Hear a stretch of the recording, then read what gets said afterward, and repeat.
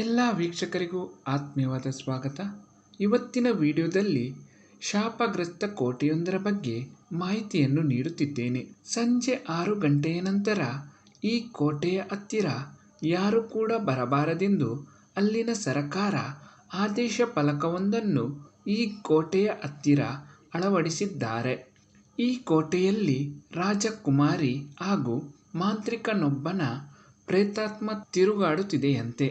ರಾತ್ರಿಯ ಸಮಯ ಅಪ್ಪಿತಪ್ಪಿ ಯಾರಾದರೂ ಈ ಕೋಟೆಯ ಬಳಿ ಬಂದರೆ ಅವರು ಜೀವಂತವಾಗಿ ವಾಪಸ್ ಹೋಗೋದಿಲ್ಲವಂತೆ.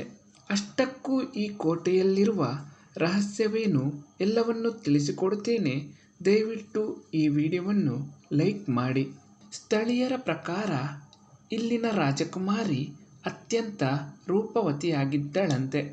ಆ ರಾಜ್ಯದಲ್ಲಿದ್ದ ಒಬ್ಬ ಮಾಂತ್ರಿಕ ಯುವಕನು ಆಕೆಯಲ್ಲಿ ಆಕರ್ಷಿತನಾಗಿ ಆಕೆಯನ್ನು ಹೇಗಾದರೂ ಮಾಡಿ ಪಡೆಯಬೇಕೆಂದು ಬಾಟಲಿಯೊಂದರಲ್ಲಿ ಮಂತ್ರಿಸಿದ ಎಣ್ಣೆಯನ್ನು ತುಂಬಿಸಿ ಅದನ್ನು ಆ ರಾಜಕುಮಾರಿಯ ತಲೆಗೆ ಹಚ್ಚಿದರೆ ಕೂದಲು ದಟ್ಟವಾಗಿ ಸುಂದರವಾಗಿ ಬೆಳೆಯುತ್ತದೆ ಎಂದು ಹೇಳಿ ಒಬ್ಬಳು ದಾಸಿಯ ಜೊತೆ ರಾಜಕುಮಾರಿಗೆ ತಲುಪುವಂತೆ ಮಾಡುತ್ತಾನೆ.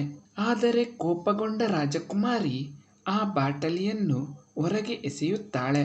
ಅದು ಬಂಡೆಯೊಂದರ ಮೇಲೆ ಹೋಗಿ ಬೀಳುತ್ತದೆ.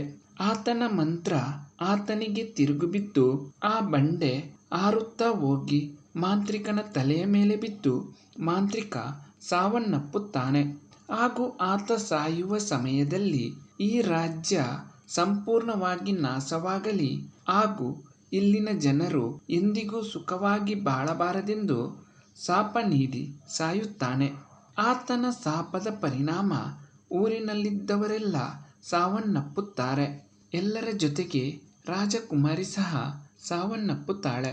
ಅನಂತರ ರಾಜಕುಮಾರಿಯ ಆತ್ಮದ ಜೊತೆಗೆ ಮಾಂತ್ರಿಕನ ಅತೃಪ್ತ ಆತ್ಮ ಕೂಡ ಈ ಕೋಟೆಯ ಒಳಗೆ ತಿರುಗಾಡುತ್ತಾ ಇದೆಯಂತೆ. ಸೂರ್ಯಾಸ್ತದ ನಂತರ ಕೋಟೆಯ ಹತ್ತಿರ ಹೋದವರು ಯಾರು ಕೂಡ ಜೀವಂತವಾಗಿ ವಾಪಸ್ ಬಂದಿಲ್ಲವಂತೆ. ಆದ್ದರಿಂದಲೇ ಇಲ್ಲಿನ ಸರಕಾರ ಸೂರ್ಯಾಸ್ತದ ನಂತರದಿಂದ ಸೂರ್ಯೋದಯವಾಗುವ ತನಕ ಯಾರು ಕೂಡ ಈ ಜಾಗಕ್ಕೆ ಪ್ರವೇಶ ಮಾಡಬಾರದೆಂದು ಸೂಚನಾ ಫಲಕವೊಂದನ್ನು ಹಾಕಿದ್ದಾರೆ. ಅಷ್ಟಕ್ಕೂ ಈ ಕೋಟೆ ಎಲ್ಲಿದೆ ಎನ್ನುವ ಪ್ರಶ್ನೆಗೆ ಉತ್ತರ ರಾಜಸ್ಥಾನದ ಆಲ್ವಾರ್ನಲ್ಲಿರುವ ಬಾಣಗಢದಲ್ಲಿದೆ ಈ ಶಾಪಗ್ರಸ್ತ ಕೋಟೆ. ಈ ಮಾಹಿತಿ ಇಷ್ಟವಾದಲ್ಲಿ ದಯವಿಟ್ಟು ಈ ವಿಡಿಯೋವನ್ನು ಲೈಕ್ ಮಾಡಿ.